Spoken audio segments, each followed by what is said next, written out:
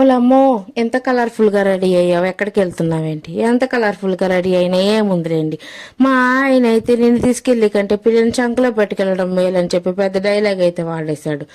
అసలు ఆ డైలాగ్ ఎందుకు వాడాడో ఈ వీడియో లాస్ట్ వరకు చూసేయండి, చెప్పేస్తాను. ఇంకా మేమిద్దరం అయితే బండి మీద ఎక్కి ఇంకా కైకులూరు మీదుగా భైరవపట్నంలో ఉన్న శుభం ఫంక్షన్ హాల్కి అయితే వెళ్తున్నాం అనమాట.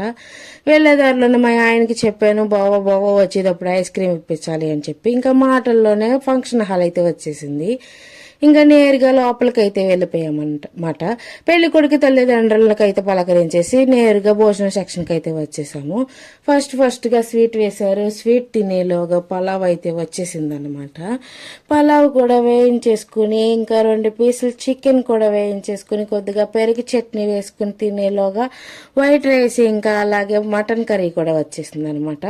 భోజనం ఫినిష్ చేసుకుని ఇంకా నేరుగా చదివింపుల సెక్షన్కి అయితే వెళ్ళిపోయాము. మేము వెళ్ళేసరికి అసలు క్రౌడ్ లేదు కాబట్టి సరిపోయింది, లేదంటే నలిగిపోయి ఉండేవాళ్ళం. ఇంకా బయటికి రాగానే ఐస్ క్రీమ్ బండి అయితే కనిపించింది. మా వారి జేబు చిల్లి పెట్టండి, మనకు అసలు నిద్ర పెట్టదు కదా. ఇంకా ఐస్ క్రీమ్ కొనిపించమని గోకుతున్నాం అనమాట. ఇంకా నిన్ను తీసుకొచ్చి కంటే పిల్లల్ని తీసుకొస్తే డబ్బులు అన్నీ మిగిలేవి, నువ్వు వస్తే అదని ఇదని ఖర్చు పెట్టేస్తుంటావు అని 4 తిట్లు అయితే తిట్టాడు. తిట్టినా పర్లేదు, ఐస్ క్రీమ్ కొనిపించాడు కదా అని ఆనందించి బండి ఎక్కి కొంచెం ముందుకు రాగానే ఇంకా రైల్వే గేట్ అయితే పడిపోయిందన్నమాట.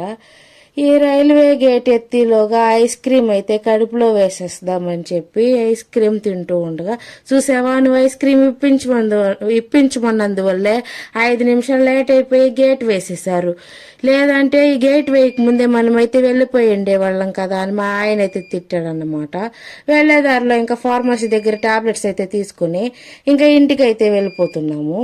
ఇంతవరకు చూసారు కదా, లైక్ అండ్ సబ్స్క్రైబ్ చేసి వెళ్దురు ప్లీజ్. ఓకే, ఉంటాను, బాయ్.